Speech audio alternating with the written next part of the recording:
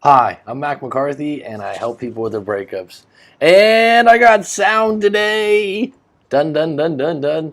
So now, when I first read this story, the interesting thing it was the first time I read it on camera, and this thing reads out like a Jerry Springer show, and the and you got to laugh at it a little bit if you're the guy that sent me this story because you read it and you go, what, right? But I remember looking back, my mom and my sister used to watch Jerry Springer and Oprah and I think Maury Povich. If those are American shows, I don't know if my international audience knows them. But um, these shows would get a situation or a story like this where some guy, got another woman pregnant and cheated and did some really bad things, and they would just roast the guy. And I would think to myself, okay, it's obvious what this guy did wrong. His girlfriend or his wife's out there on the stage with him, so she's willing to forgive or work through this. And they just put him in front of this. They put him on the stand, and some guy like Dr. Phil, I think you did the wrong thing by getting, you cheated on this woman. I want you to apologize to her immediately. And everyone's like, yeah, yeah, yeah, yeah, yeah, yeah. And I used to just think, I don't think this is good. I mean, he did some wrong things, but to put him on blast in front of 100 people and the obvious bad things that he did. Is this going to help him in the situation, or is this just pure fucking entertainment? And so an avenue like this where you can send your note anonymously and be honest and have me unpack it, I think it's valuable, and it's probably going to be therapeutic for you. And you probably wouldn't just share this story with anyone, even maybe a therapist or something like that. Maybe you're uncomfortable. So this is a good first start for you. And you really, once you wrote this out, you're like, yeah, I was a real jerk, man. I was really being selfish. So let's just get right into it. I am 45 years old. 3 years ago, I was in a 7-year relationship in which I was looking to get out. During that period, I was on dating sites behind her back and meeting women. So why didn't you just break up with her? Subsequently, I got a girl pregnant who was in a different city. While this girl was pregnant, I met my ex, who did not know about my girlfriend at the time, but did know about the pregnant girl who I was not my girlfriend. Anyways, me and my ex fell in love with me, and she too got pregnant. Jeez, man, you're messing with some fertile women, I guess. 4 months. I mean, this isn't by accident either. I mean, there's ways to, not get women pregnant, right? Condoms, things like that. 4 months into the pregnancy, she found out about my girlfriend of 7 years at a restaurant and told her she was pregnant. I left the failing 7-year relationship and got with, I don't want to say her name, the new girlfriend.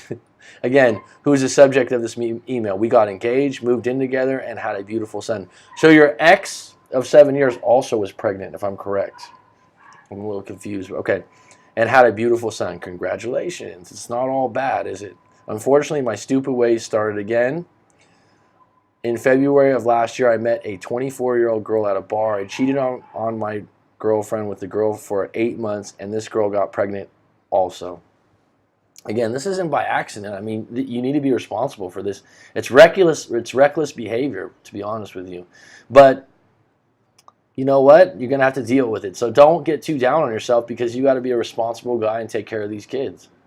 The 24-year-old girl decided to have an abortion, and while she was in the process of having the abortion, she found out about my girlfriend, called her, and spilled the beans about my cheating. Well, that's the line you're living. I don't want to say you deserved it. Needless to say, she was devastated. After the revelation, I was kicked out of the house. The 24-year-old had the abortion, and subsequently, after begging on my part, Marie took me and we moved back in. I contacted the 24-year-old a couple months after we broke up to make sure she was not lying about the abortion and did this via email. Unfortunately, about 4 months after she left me back in the house, she located these old emails to the 24-year-old on my phone and kicked me out again. Okay, I don't think you did anything wrong by sending those emails if those intentions were true, but you're just dealing with a delicate situation, and your current woman is looking for ways to find you fucking up again because she expects it's going to happen. That's the problem. I explained what happened, and we moved back in again a few days later. Now, since the above incidents, I have not been unfaithful anymore. Bravo.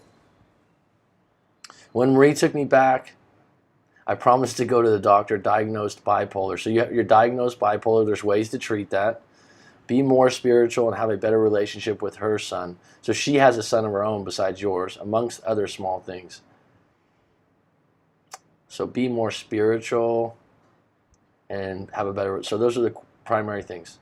While I attempted to be a good fiance and father, I attempted. What do you mean? So you weren't all in? I failed with these promises by not following through. Now, during the past few months, we were planning a life together. She is a doctor. Wow, a doctor? It's prestigious, man. And we planned on having a little girl, getting married, and even went into financial planner together. These conversations were taking place only 2 months ago, but in October, things started changing. After this, as October became November, she became distant, closing the bathroom door during showers, no sex. Something's going on there. I attempted to speak with her, but she said that if I could not keep the above-mentioned promises... So you told me being more spiritual and being closer to her son. So if we had a paid coaching, I would ask those questions. What are you doing in those arenas to make that true or not true? Those seem like the most important things to her. And if she's upset, you're not doing them. How can she believe I won't cheat again? That's a good question. Additionally, she said that you just have to show it with behavior. Additionally, she said that she did not know if she truly got over what happened and was not happy. Well, at least she's being honest with you, and that's the case. You cannot have a long-term relationship in that non-trust zone. Now, October is the 1-year anniversary of me getting the 24-year-old pregnant. You have a 1-year anniversary on that? Which she alluded to and seems to be a trigger. I bet it is. On November 4th, she had a conversation with me and suggested we have space by her going by her mother's for a while so she could process the situation. Let her go to her mother's. I protested.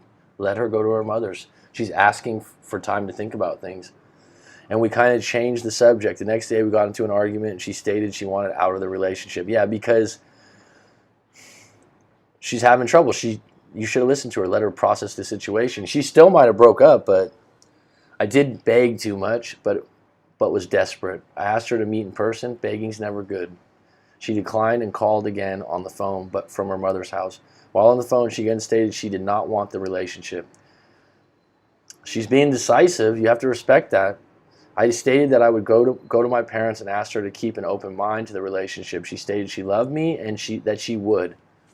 That's actually really nice that she said that, and she still loves you, so give her space. We have a lease together and most things in the house. She also has a 12-year-old son. I have not seen her since that day, but I have seen our 2-year-old. What's your relationship with the 12-year-old son? You've seen the 2-year-old. Like, 12 years old is a kind of a funny age, especially for a young guy or boy. He's not even a teenager, right? So that's like right before the teen years. I need to know. That's a big issue for her. Is what's your role with him if you're living there?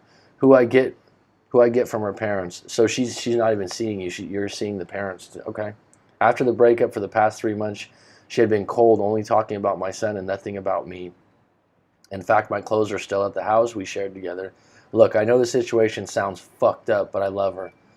It is what it is. You're being honest. Don't be, moving forward, get into the present. You're getting into solution-based mode. You're writing out your story. That's a start.